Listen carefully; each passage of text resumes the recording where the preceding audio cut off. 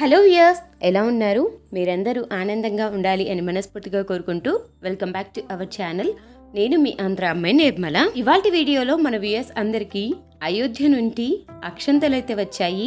వాటిని ఏం చేయాలి, 22వ తారీఖున పూజను ఏ విధంగా చేసుకోవాలి అనే విషయాలన్నింటినీ ఇవాల్టి వీడియోలో మన వ్యూయర్స్ అందరికీ షేర్ చేయబోతున్నాను. అయోధ్య నుంచి గడప గడపకు అక్షంతలు అనేది వస్తాయి. ఆ అక్షంతలు జనవరి 1వ తారీఖు నుంచి జనవరి 15వ తారీఖు లోపు అందరి ఇండ్లకు వస్తాయి. నాకు వచ్చిన అక్షంతలు అయితే ఇవి. ఈ అక్షంతలకు బదులు ఇలా నేను కొన్ని అక్షంతలను కూడా కలిపి సిద్ధం చేసి పెట్టుకున్నాను. ఈ అక్షంతలను తయారు చేసుకోవటానికి పసుపు, నెయ్యి, బియ్యంను వేసి ఇలా అక్షంతలను ముందుగానే సిద్ధం చేసి పెట్టుకోవాలి.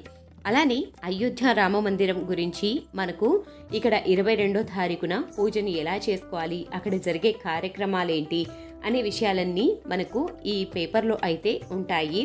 అలానే అయోధ్య రామ మందిరం యొక్క చిత్రపటాన్ని కూడా మనకు ఇక్కడ ఇచ్చి ఉంటారు. సో ఈ రెండు అయితే మనకు వస్తాయి అక్షంతలతో పాటు. ఈ అక్షంతలు రామ మందిరం గురించి స్టోరీని వీటన్నిటిని పక్కన పెడదాము. దీని గురించి మరలా తెలుసుకుందాం. ఇప్పుడు పూజను ఏ విధంగా చేసుకోవాలో చూద్దాము. జనవరి 22వ తారీఖున ఉదయాన్నే లేచి ఇల్లు వాకిలి మొత్తాన్ని శుభ్రం చేసుకునేసి తలంటు స్నానాన్ని ఆచరించి పూజ మందిరాన్ని శుభ్రం చేసుకునేసి రాముల వారి చిత్రపటాన్ని కానీ విగ్రహాన్ని కానీ తీసుకునేసి చక్కగా పసుపు, కుంకుమ, గంధం బొట్లతో అయోధ్యలో రామ మందిరము 500 సంవత్సరాల క్రితం ఉండేది. అయితే 500 సంవత్సరాల క్రితం ఎన్నో లక్షల మందిని చంపి మన హిందువుల రక్తాన్ని కళ్ళ చూసి ఆ రామ మందిరాన్ని పడగొట్టి అన్యమతస్థులు మన మీద దాడి చేస్తే ఏమీ చేయలేకపోయాము. అప్పటి నుంచి ఇప్పటి వరకు ఎన్నో పోరాటాలు, ఎంతో మంది వారి జీవితాన్ని దారపోసి మరి పోరాడారు. అయితే అయోధ్యలో రామ మందిరం పూర్తి అయ్యి పూజలు అందుకోవటానికి సిద్ధం అయితే జనవరి 22వ తేదీన ప్రతి హిందువు కూడా గర్వపడి తల ఎత్తుకునే రోజు వచ్చింది. మళ్ళీ అయోధ్యలో రామ ప్రతిష్టాపన జరగబోతుంది. అయితే విశేషం ఏంటి అంటే రాముల వారి అక్షంతలు మన ఇంటికి రాబోతున్నాయి. అంటే కొందరికి వచ్చాయి, కొందరికి రాబోతున్నాయి, కొందరికి వస్తాయి. కొందరికి రాని వారు ఎవరైతే ఉంటారో వారు ఏం చేస్తారు అంటే మీ దగ్గరలో రామాలయం ఉంటే రామాలయంలో రాముల వారి అక్షంతలు అయోధ్య నుంచి వచ్చిన అక్షంతలను అందరికీ పంపిణీ చేస్తున్నారు. మీరు అక్కడికి వెళ్ళి అయోధ్య అక్షంతలను తీసుకోవచ్చు. రాని వాళ్ళు ఉంటే తీసుకోండి. వచ్చిన వాళ్ళు ఎవరైనా ఉంటే ఆ అక్షంతలు రాని వారికి దానం చేసినా కానీ చాలా మంచిది. ఈ అక్షంతలు ఏంటి అంటే అయోధ్యలో బాలరాముడి ప్రతిష్టాపన జరిగింది కదా, ఆ అక్షంతలను కాశ్మీర్ నుంచి కన్యాకుమారి వరకు ప్రతి గడపకు ప్రతి రాష్ట్రంలోనూ అక్షంతలను తీసుకుని వస్తారు. అవే ఈ అయోధ్య అక్షంతలు.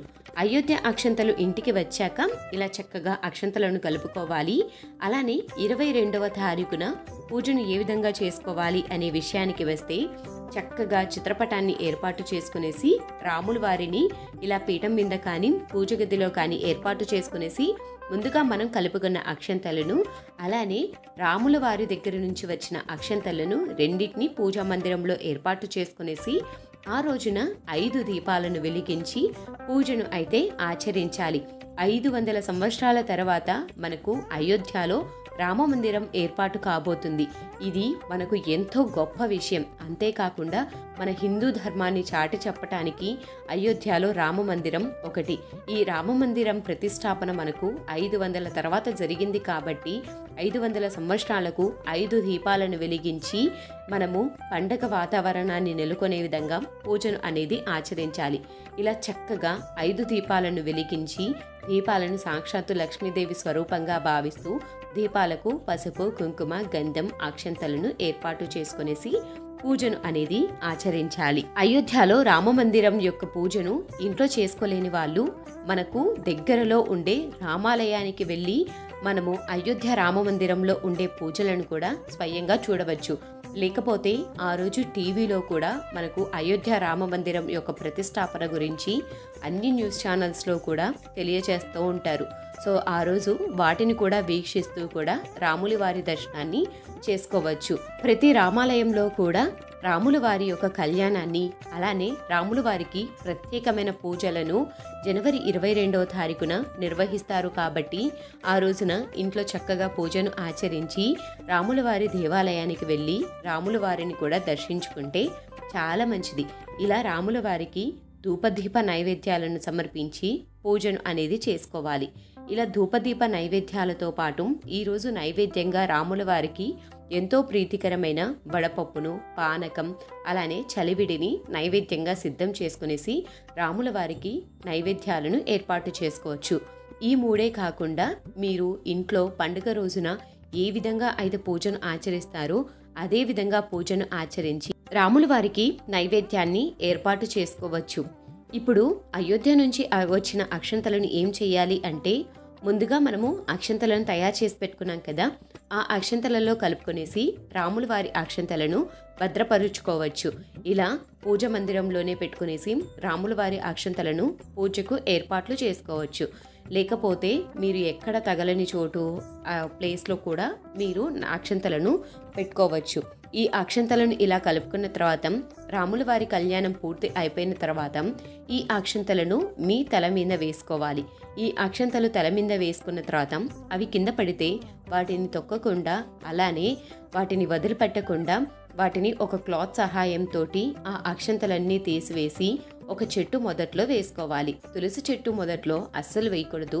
ఏదైనా పచ్చని చెట్టు మొదట్లో ఈ అక్షంతలను వేసుకోవాలి. 22వ తారీఖున బాలరాముని యొక్క ప్రతిష్టాపన జరుగుతుంది కాబట్టి ఆ రోజు రాముల వారికి పుష్పాలతో కానీ ఇలా తులసి దళాలతో కానీ చక్కగా రాముల వారిని పూజించుకోవచ్చు. రాముల వారి అష్టోత్తరాలను చదువుకుంటూ రాముల వారిని పూజించుకోవచ్చు.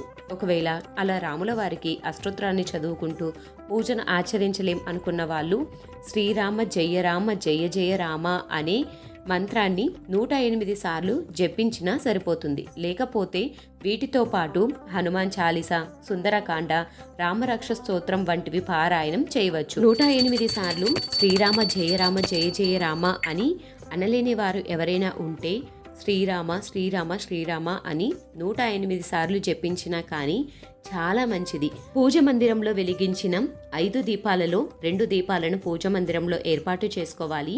ఒక దీపాన్ని తులసి కోట దగ్గర ఏర్పాటు చేసుకోవాలి. 2 దీపాలను గడప దగ్గర ఏర్పాటు చేసుకోవాలి. ఈ రోజున ఒక పెద్ద దీపావళి పండుగ మన అందరికీ వచ్చింది కాబట్టి అందరూ పటాసులను పేల్చి దీపావళి పండుగలాగా సెలబ్రేట్ కూడా చేసుకోవచ్చు. జనవరి 22వ తారీఖున రాముల వారి పూజను ఏ విధంగా ఆచరించాలి అనేది మన వ్యూయర్స్ అందరికీ తెలియజేశాను అనుకుంటున్నాను. ఈ వీడియో మీకు కనుక నచ్చితే తప్పకుండా లైక్ చేయండి, షేర్ చేయండి, సబ్స్క్రైబ్ చేయండి. మరొక మంచి బ్యూటిఫుల్ వీడియోతోటి మళ్ళీ కలుద్దాం.